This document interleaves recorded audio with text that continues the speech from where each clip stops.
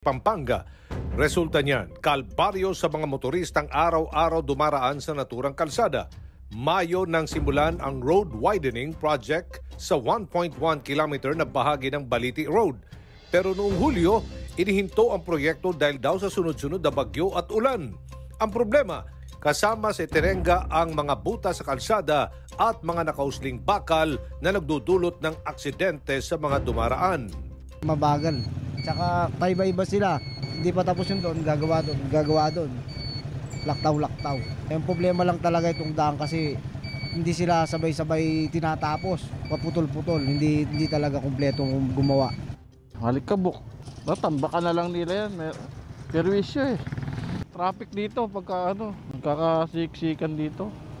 Kasi wala pong mga signage. Kapag gabi po, ang dilim po dyan. Mga hulog po sa kanal, sa may kanal na ginagawa po. Sa butas ho.